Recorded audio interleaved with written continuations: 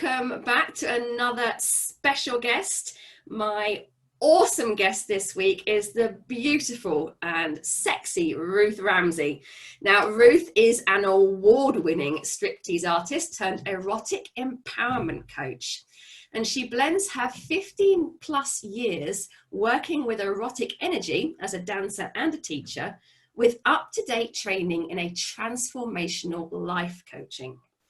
Now, utterly unshockable and non-judgemental, she creates a safe, curious, and inspired space to support clients in enhancing their lives, both in the bedroom and beyond. I am so thrilled and excited that she's kindly agreed to have a chat with me today to share a little bit more about her journey. So Ruth, welcome. Thank you for coming on.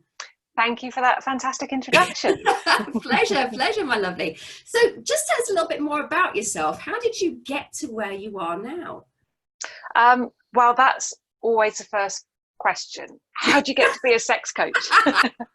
I tend to, I prefer the term erotic empowerment coach because it's about so much more than sex. Yeah. But often when I'm initially chatting to someone, I've learned if I say erotic empowerment coach, they're like, what? Whereas if I introduce it as sex coach, they're like, oh, tell me more.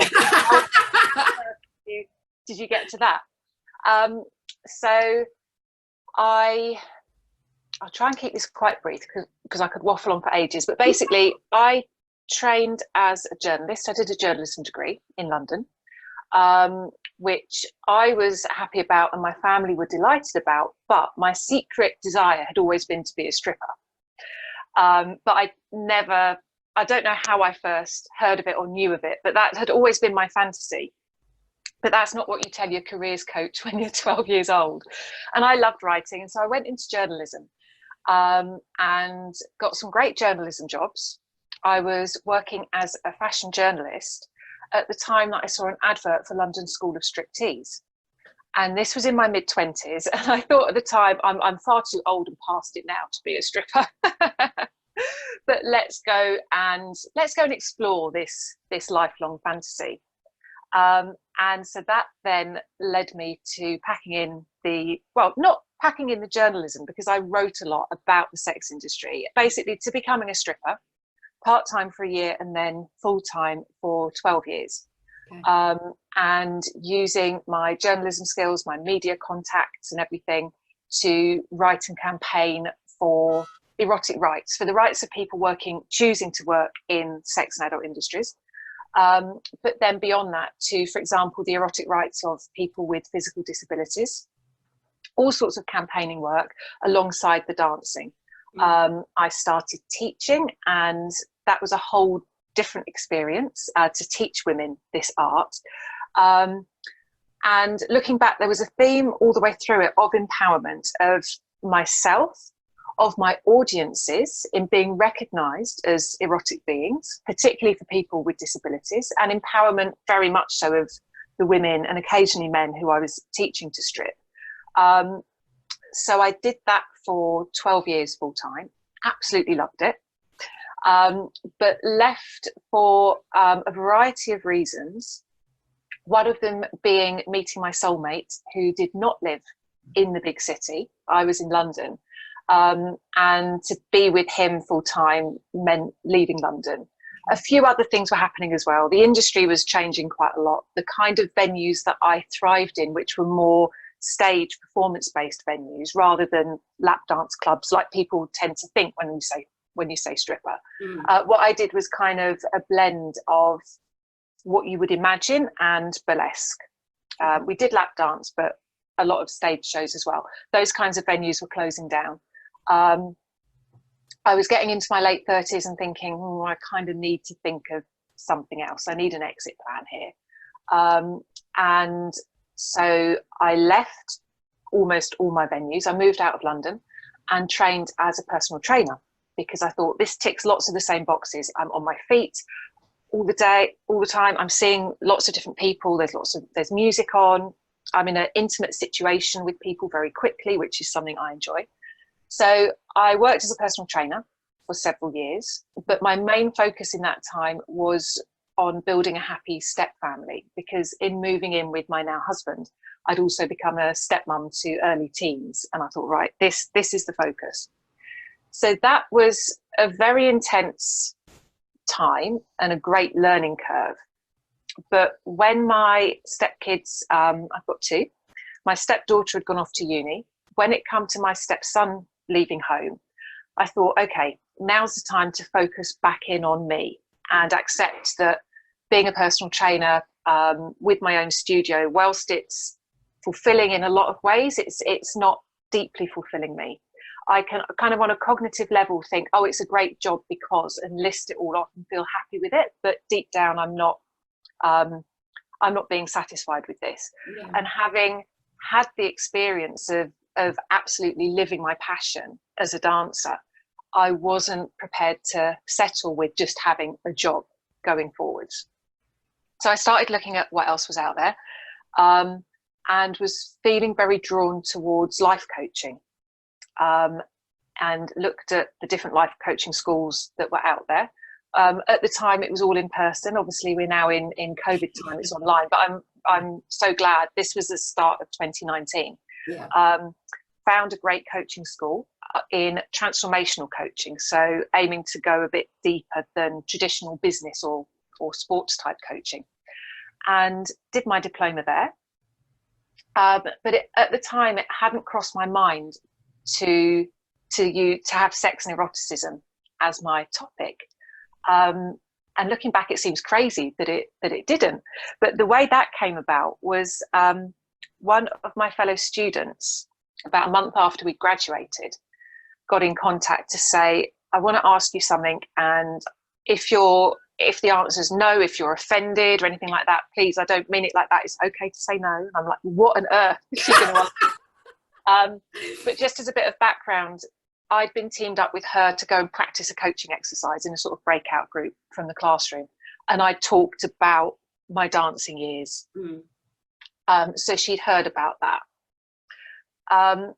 And so I said, well, explain, what is it you want? And she said, well, I've recently turned 40 and I'm having some kind of crisis of confidence about sex and about myself as a sexual being. My body's started to change. Out of nowhere, I'm worrying that my partner's looking at other women and he's done nothing to trigger that. I know it's all from within me. This made me kind of laugh and cry at the same time. She said very sincerely, I'm worried I've got a finite number of shags left in me. But I'm not comfortable talking to sex about people. I don't have many female friends. I wouldn't dream of talking about this, but I feel that I would be really comfortable talking to you. Yeah. Would you coach me around this? And that was my bing light bulb moment of, oh, people want coaching around this topic, and how amazing, because this is my comfort zone and this is what I love. Yeah. So we had an amazing session. And just from that one session, I received a lovely thank you note from her partner, how much just the actions and triggers from that session, positive triggers, had transformed her. And so that was when I knew that this was my niche. And so that was a year ago. And so since then, I've been, as you will know yourself, setting up a business and figuring it all out. You can have your light bulb moment, but then there's many, many steps beyond that. So that's what I've been busy doing since then. But my client book is now very much starting to pick up. And so, yeah, it's a very exciting time. Wonderful. Just before we dive a bit more into that, I know you mentioned campaigning for the rights of people with disabilities to feel like erotic beings. Can you tell us just a little bit more? Because I know you did quite a lot with regards to that. Yes. So the way this came about was when I started dancing, I was very, very vocal to anyone who would listen about how it had been my life stream, and I'd given up this career as a fashion journalist and blah, blah, blah. And I never kept the dancing secret from anyone. Yeah. So my parents knew, the tax man knew from day one. I was working in the UK and I'm British, so I was legal to work here. So there was no reason for me to keep it quiet or secret. And so very quickly I was speaking in the press, stuff like that. And I was nominated after a year as Stripper of the Year at something called the Erotic Awards, which is an annual award show run by Outsiders, who are a charity helping people with physical disabilities find romance and sex and recognition as erotic beings. So I was nominated in that and went along and performed at that annual show. And so that gave me my first kind of exposure into this whole other world that, like most people, I'd never thought about. And I absolutely loved performing, and it was an incredible experience, and I wanted to remain involved.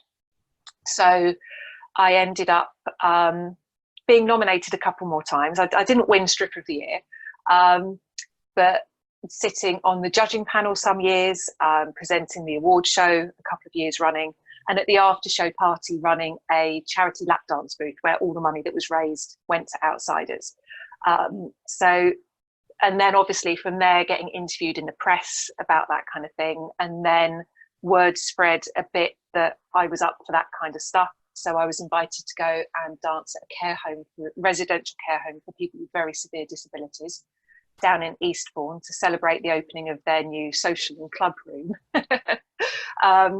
And then the other strand of it was I was dancing at Sunset Strip in Soho, which is a very old-fashioned place where you get tipped on stage. So the front row of the audience is knees against the front of the stage, pretty much. Yeah.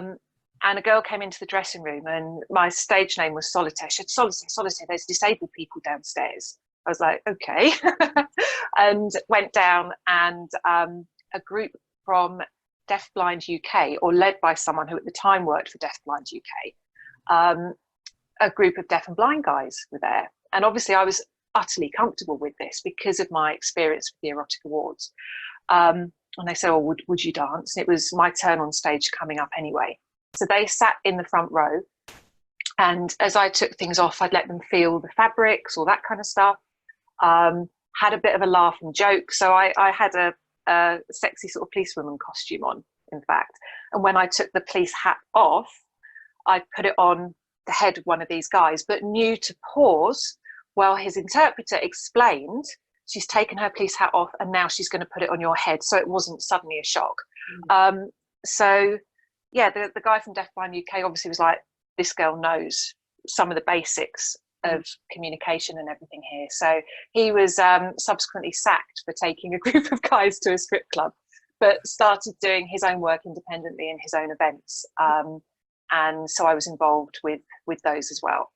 And I would say out of all the wonderful, amazing, goosebump generating stuff I did over those years, those were some of the most amazing experiences.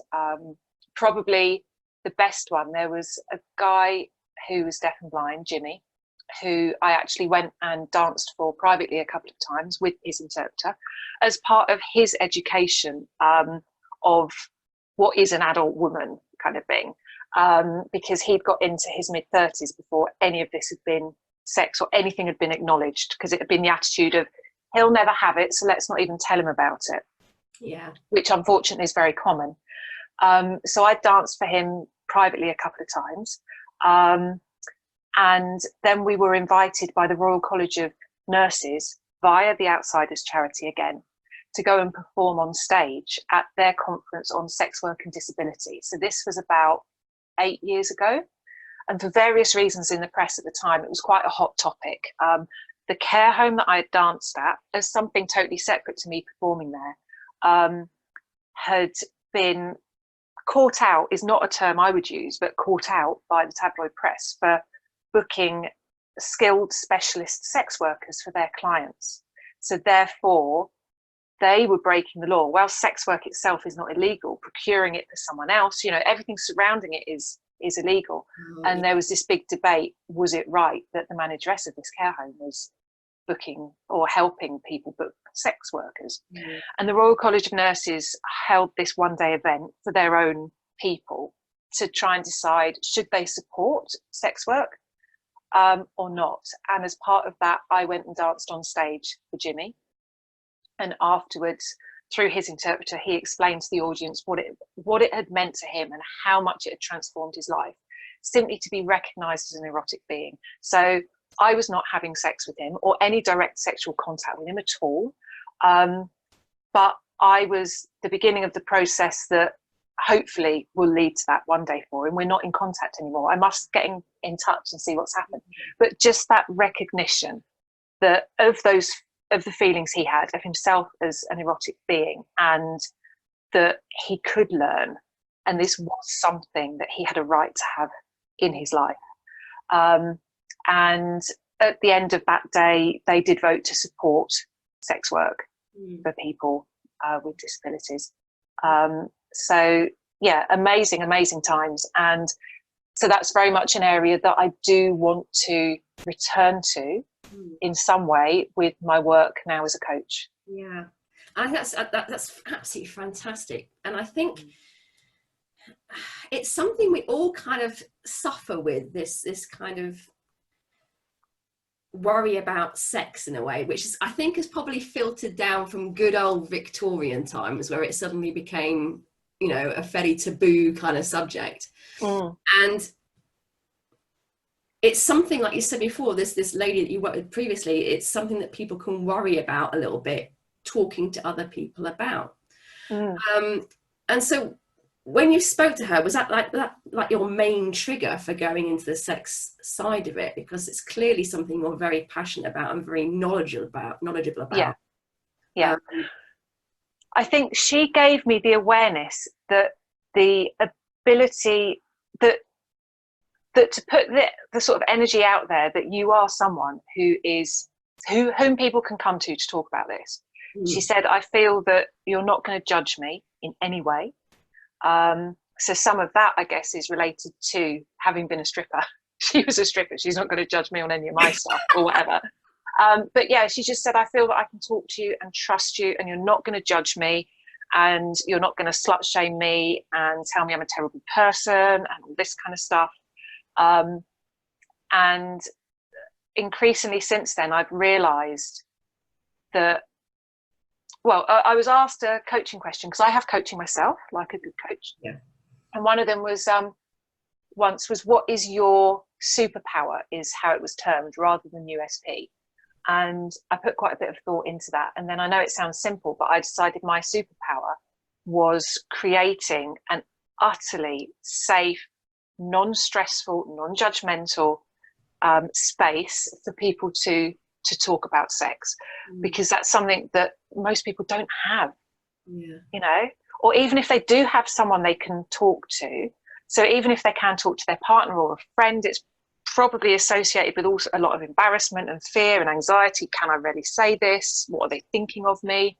You know, and yeah, in that very first session, and in her feedback from the session, and just because I'd loved it so much, you know, when we're doing what's properly right for us, it absolutely lights us up, and we just know. Yeah. So I just knew in that session. Yeah. Now, having been in conversations with Ruth about this, because I find all this fascinating. We've had conversations, and I can absolutely attest to the fact that you do feel completely safe talking to you about it. It's like you can just raise anything and it doesn't matter, which is so refreshing and reassuring. It's lovely. So thank you for that. I mean, for you, what is so important about being able to embrace our erotic power? Well, there's many facets to the answer for that. Some of them are quite easy to understand if you have a factual mind. So, for example, I would say that the skills that you need in the bedroom to have a good sex life. So if you think generosity, empathy, patience, knowing what you want, knowing what you don't want, knowing how to say yes, how to say no, knowing how to tune into how you feel and what you need at that moment, which might be very different to what you needed last week, how to share that and communicate that with someone else. All of these skills, communication, generosity, empathy, these are all things which are needed in the wider world. And if you are able to live and act on those things in the bedroom, the confidence to do that in the bedroom, then doing so elsewhere, be it within family dynamics, be it within the workplace, within the community, is a breeze. If you can do it in the bedroom. So it's teaching and nurturing the skills that I think we need to, in order to be good, productive and happy human beings. Sexual pleasure and enjoyment, I believe, is for most of us a key part of physical wellness.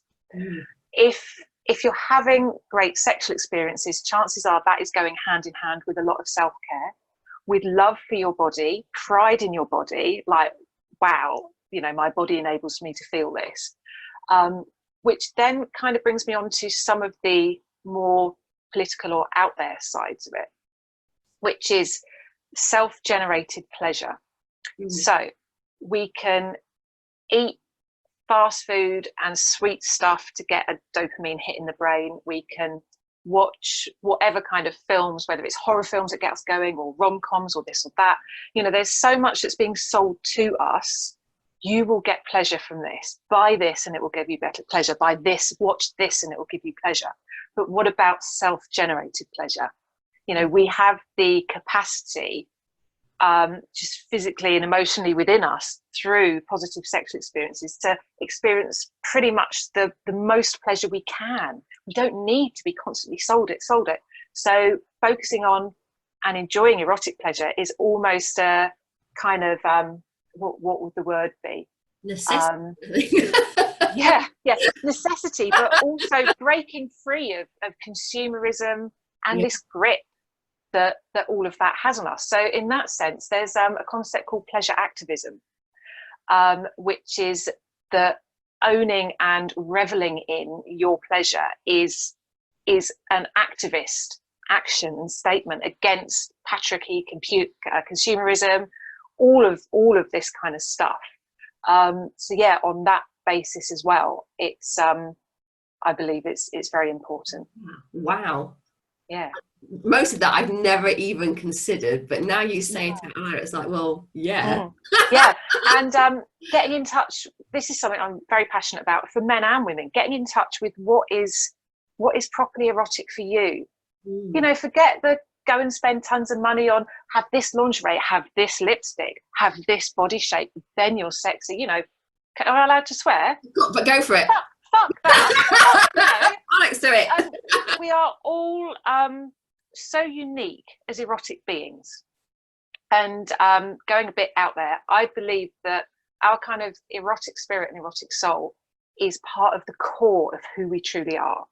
But for most of us, that has just been pressed down under layers and layers since we were kids. And this is what it means to be sexy. This is what makes you valid as an object of desire. All this bullshit, you know. And if we can remove those layers and get back to that core, which I believe is something that exists independent of age, physical ability, nationality, gender, even, what I felt tapping into when I was dancing, and particularly one-to-one lap dancing with people. And I danced for people from all over the world, ages from 18 up to 80, who knows what, different genders. And when you, through dance, have tapped into that person's sort of deep erotic soul and have said, look, you can come out to play, it's safe. That feeling, goosebumps again, that feeling is utterly independent of all of those things, as I've said, age, gender, physical disability. And it's beautiful and it's unique. And it is utterly uncontrolled by all these conventions of this is how you must look. This is, oh, you're over 45 as a woman, you're past it. And that's something I hear a lot from clients of that age. Oh, I'm worried. It's a fact, oh, when the menopause robs me of all desirability. And I'm like, what, you know? And so, yeah, recognizing that and creating a safe space, this now for me through coaching, to allow someone to explore and bring out and look at and begin to understand and enjoy who they are as a sexual being. I can't remember the original question now. As you can tell, I'm quite passionate about it. But yeah, oh, it's got, you know, forget all these adverts of, oh, wear this fragrance and you're sexy or this or that. No, that's all bollocks, you know? Yeah, and it's absolutely true. I mean, one of the, you know, you kind of, when you meet people, you kind of gravitate to their energy, and it's that energy that attracts you, not the clothes they're wearing or the lipstick they've got on. It's that pure energy that draws you. I think that's absolutely fantastic. Wow, I'm thinking about stuff now. So Ruth, I know you have a fantastic 8-step transformation program. Are you able to tell us a little bit more about that and what the sort of things it covers? Yes, of course. So some people come to this topic of coaching knowing, already having done work in this area, and knowing specifically they want coaching on these aspects of it. But for a lot of people, they haven't ever really addressed this. They haven't had the time and space to do that. And so they're like, don't even know where to start. So what I put together is an 8-part program that basically helps you understand, get in contact and connection with and appreciate who you are as an erotic being. And then how that affects you emotionally, looking at a lot of this language you'll recognize. So looking at limiting and negative beliefs that are holding you back, where did they come from? Forgiving the source of those beliefs, moving forward, establishing new beliefs, and how that all connects with you emotionally. That's one of the modules. There's a practical module, because the science of sex and arousal in the last 5 years has brought to light amazing stuff that isn't being shared with us in the mainstream, just about how arousal works and things, and how the body works. So there's a module on the physical self, one on interacting with a partner or partners. So that's where the communication skills, empathy, all that kind of stuff. Practicalities. So some people might kind of recognize all of this and how important it is, but day to day or week to week or month to month, life is so busy. There's so many stresses, there's so many responsibilities, and it's like, how do you create time for sex and space for sex? And that's actually a whole session in itself, because that can go much deeper than you might than you might originally think. And so helping people actually create a strategy. This is one of the later modules. So when you've recognized how important all of this is, how to then create a strategy, whatever your work, family commitments, lifestyle, create a strategy to actually bring sex into your life, be that with a partner or partners or solo. Looking at the sort of nitty gritty of what actually happens in bed, that's a session. So that's what people would think of with sex coaching. And of course, everything that I've just mentioned, so the emotional sides of things, physical sides of things, all feed into that. And then towards the end of the program, we look at wildest fantasies and what they mean, where they've come from, what they're telling us, and then how to sort of breaking them down to their core elements, and then how to safely bring those elements into one's sex life. So people can have fantasies that they might find quite dark or scary, but are very persistent. So what is that actually about, and how can we safely and enjoyably and joyfully bring that in?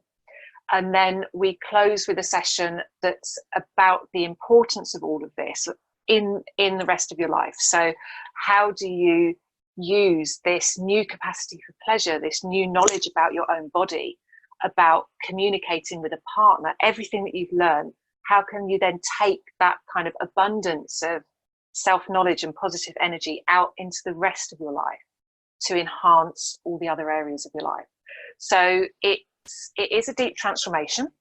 It runs over 16 weeks. So we have a session every 2 weeks rather than every week, because there's tailored reading lists, homework, stuff like that. You know, if you've never really thought about your emotional erotic self and never been on that journey, I don't think it's something which 1 week we can do that, and next week let's move on to physical. You know, there needs to be a bit of time there. So that is the Passion 8 program. Sounds absolutely fantastic, and I love how this is all really tying in with, it's basically self-love. You know, and the erotic part of you is part of you, and it's learning. And I think so many people kind of push that down and are afraid to acknowledge it because they don't look a certain way or wear certain lingerie or whatever it is, and it kind of all gets rammed down. And you know, it's something that resonates with me, because I see it quite a lot in what I do with women who, who can't perhaps look at themselves in the mirror and things like that, and it's heartbreaking.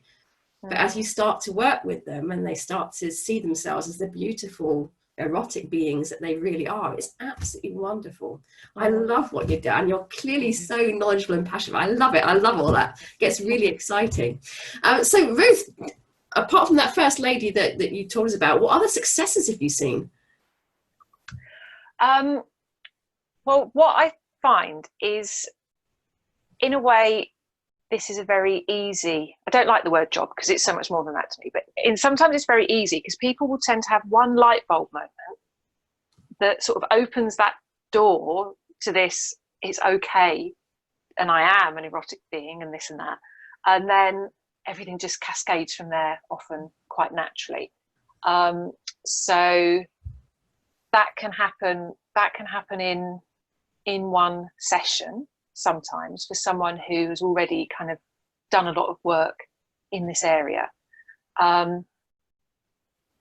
So I'm trying to think of which specific examples to share. Well, something that happened based around that was a client who'd remembered in an early session an experience where she was with her first boyfriend out at a street demo in London with a big crowd walking down a street. And she said there was suddenly a kind of cheer and a lot of excitement, and everyone's looking up.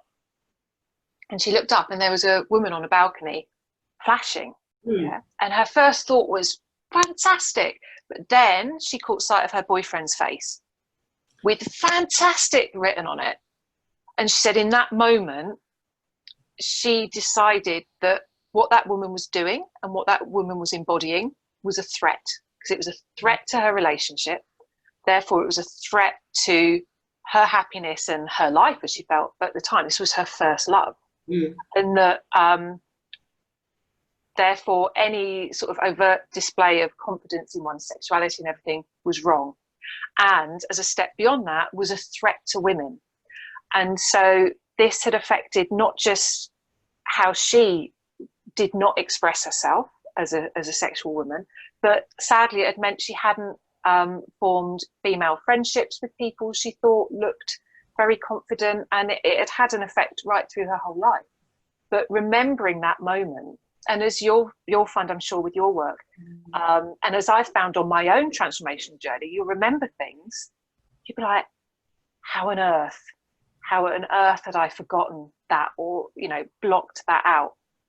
And so she'd had that realization. And so then with her, everything else then cascaded from there. Another one, a client I've worked with very recently, she was an obese teen growing up in the heroin chic 1990s era. She lost tons and tons of weight in her very late teens and became slim, and she's blonde and she's beautiful, and suddenly became this object of desire, but has never been able to really feel that.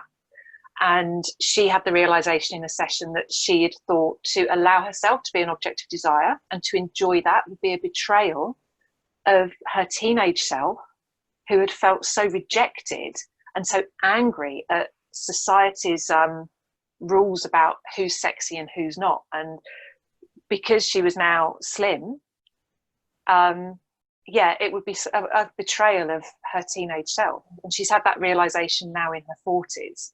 And so we're now working on this new feeling for her of, no, it's okay to accept that I am an object of desire, and in fact to revel in that and enjoy that. So I would say normally there is a particular memory or a particular turning point in the journey where it's like, this is actually okay. And then everything cascades from there, which is wonderful to witness. Yeah, it's absolutely fascinating. And it really doesn't need to make any logical sense. People always think, oh, well, it might be that, but that doesn't make any sense. It doesn't have to make any sense. It's a decision that you form in a split second of whatever it was that was going on. And it's just incredible how that sudden split decision can impact the rest of your life in such a way without you knowing it, until you talk to someone like yourself who teases it out, and sheds light on it, and then you're like, oh, really? It's fascinating. It really is. So with regards to, you're saying before you've got like give like reading lists and stuff like that as part of it. It's obviously quite a lot of work on your clients, on themselves. If you could recommend only one book, what would that book be and why? There is a book that I recommend at the beginning of the journey to all my clients, which is Emily Nagoski, and I can send you this to include in any of the business interview, and it's called Come As You Are: The New Science of Sex, I think is the subtitle. And it's explaining lots of the scientific breakthroughs and increased understanding about how we work as sexual beings. And it's just absolutely mind-blowing, and it's brilliantly written. So if I say it's easy to read, I don't mean it's an easy read. It is very challenging at times, but the writing style, I absolutely loved it. You want to keep reading it. There's case studies that run all the way through it, so you follow the same people. It includes same gender relationships, and it's very broad in that regard. And yeah, just the science in there. I mean, having said there's been a lot of advances in the last 5 or 6 years, there have, but some of the things in there are sort of 10, even 15 years old, and I'm thinking, how did I not know this? You know, I learned loads from it. It's one of the books I read when I decided sex coaching was going to be my area. I was like, right, I need to get up to speed on what's out there. And it was it the first? It might have been the first book that I read on this topic, and it just absolutely blew my mind. And I just wanted to tell everyone I knew, did you know this? Did you know that? And I've read lots since, and there's loads of great stuff out there, including Mind the Gap by Dr. Jen Gunter, that came out last year. And the gap refers to the orgasm gap, you know, the percentage of women and the percentage of men who regularly orgasm during heterosexual sex. And there's one called The Vagina Bible that's come out in the States that's very good with lots of technical stuff. But Come As You Are, the blend of the stories and the case studies, and then the way that the science is presented, that's definitely still my favourite one. And I would urge everyone to check that out, men as well as women. Okay, fantastic. Thank you. So I'm assuming that at the moment you're doing a lot of coaching online, because it's a little bit... Yeah. What are your plans for the rest of the year, Ruth? Well, I do plan to stay online. Coaching, if you're not at a point of having your own office or anything, which I'm certainly not, when you're in coaching school, you're told, oh, hotel lobbies are a great place to coach people, or quiet cafes, this and that, which might be if you're coaching people on career aspirations, for example, but not on this topic. So coaching online actually really works for this. Yeah. People in their own space, they don't have to worry about being overheard. So definitely I'll carry on with coaching online. So for me at the moment, for the rest of the year, as I say, my client book is getting busier. I'm getting great testimonials in from my early clients. So building the business very much with one-to-ones. Longer term, I definitely want to do group, some kind of group course, because talking to other people about this, I mean, hoping that COVID eventually is dealt with, then one-day workshops would be great. Where people can share as much as they want to. So with that, they'll have a blank workbook at the start that they fill in, so it becomes their own bespoke solution, because we are all utterly different. Becomes their own bespoke solution, and it will be up to them. And I will make clear at the start, if you want not another living soul to see what you've written, that's fine. If you want to keep it closed and take it home and show your partner, that's fine. If you want to run around in the break time showing everyone here, then that's fine as well. And I would predict that by the end of the day, that's what people will be doing, and there's a huge power in that sharing. But yeah, that face-to-face workshop, I guess we'll have to wait until next year, but a bit of planning for that. And then continuing to work on my own self-development. I hadn't experienced coaching. I'd had some psychotherapy in my late teens, but apart from that, until I did my coaching diploma, I hadn't experienced any of that. So I'm like, wow. So I'm still very much on my own journey with that. So continuing that, and having as much fun as COVID allows. I love that you've got your own coach as well, because I mean, I have my own EFT coach, and I get a bit, when you talk to people who are coaches and you're like, oh, who's your coach? They go, I don't have one. You're like, oh. Yeah. Because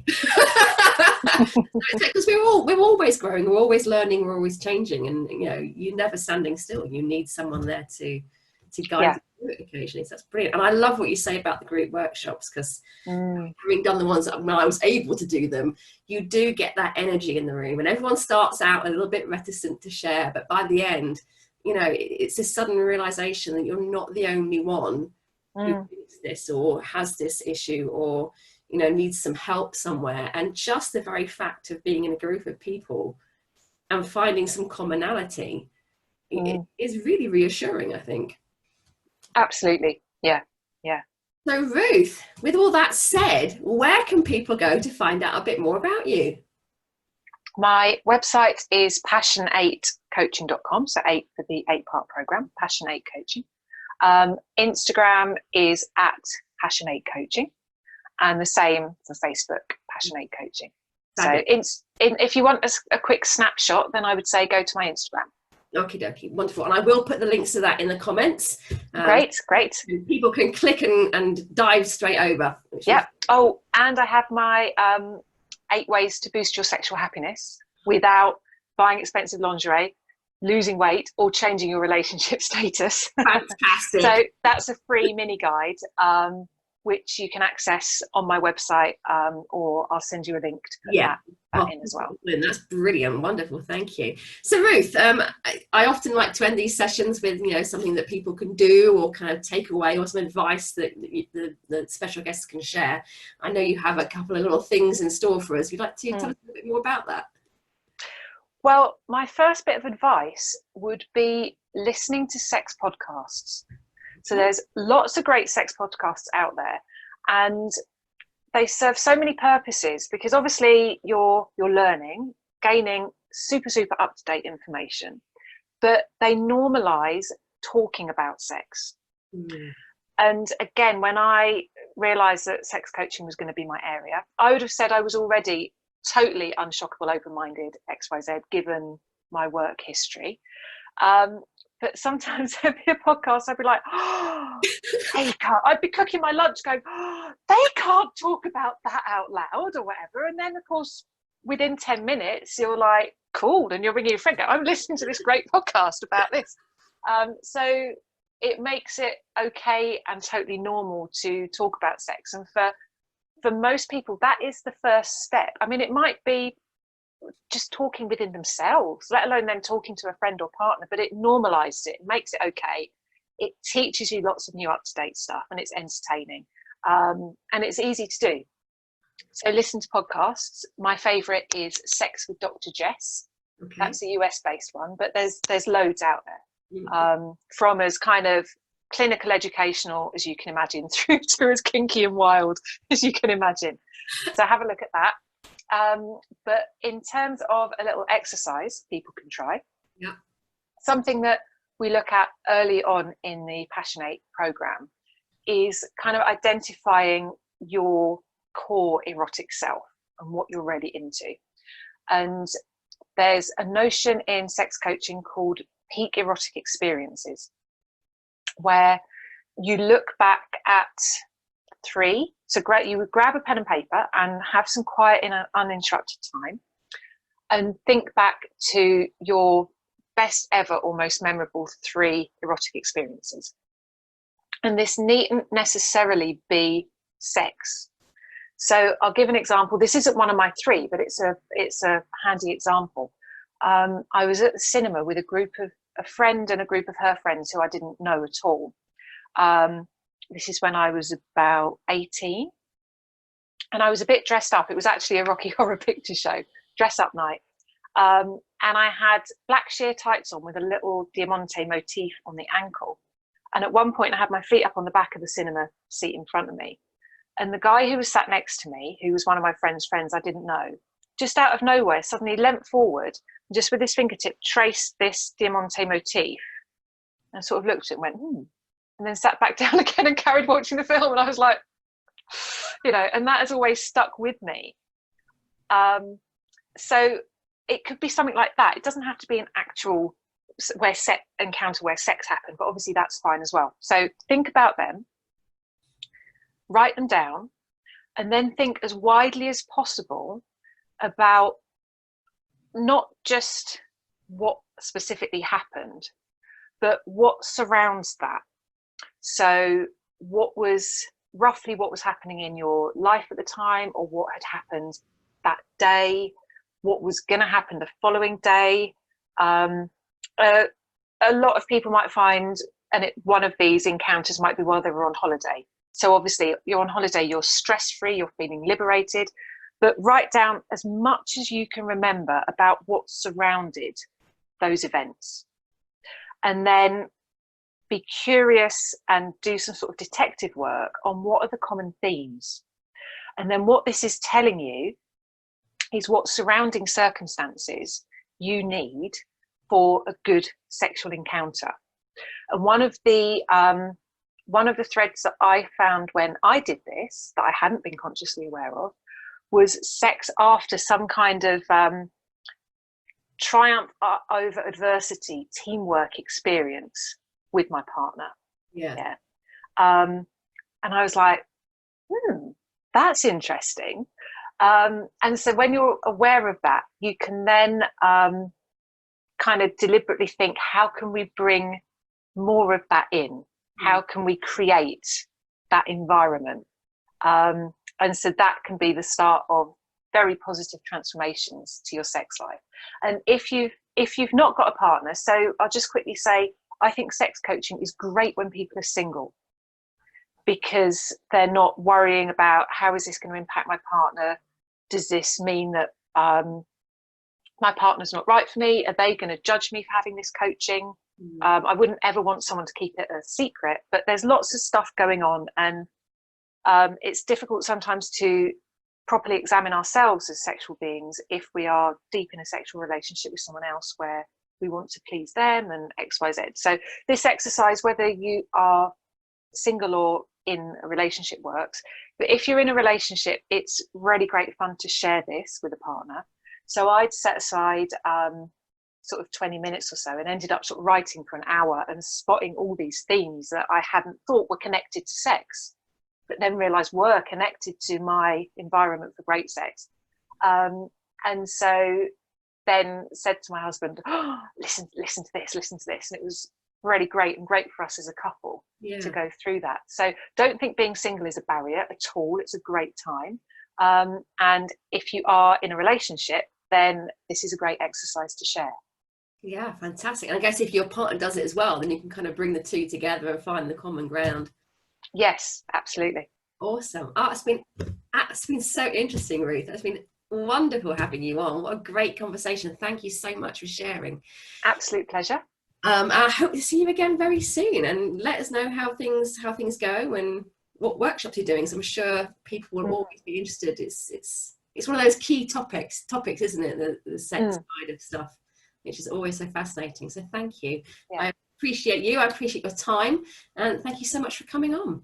Absolute pleasure. Thank you for having me. Take care, lovey. Bye-bye. Great. Cheers.